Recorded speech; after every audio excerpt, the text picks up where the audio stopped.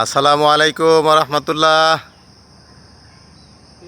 এই কলাটার কি নাম দেখেন, লাল কলা। সবসময় দেখলাম কলা সবুজ কালারের থাকে, আর এটা হচ্ছে লাল কালারের কলা।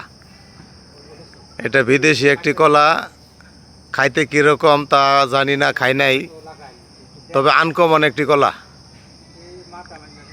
এই যে কলা গাছ, পুরা গাছটি আমি দেখাইতে চাইতেছি। এই যে পুরা গাছ, গাছটি মোটামুটি 10 ফিট লম্বা হবে।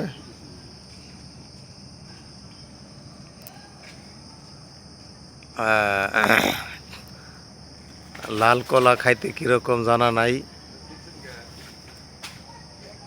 মাশাআল্লাহ, অনেক সুন্দর কলার ছড়ি। এটা বাহিরের জাত, এটা বিদেশি জাত।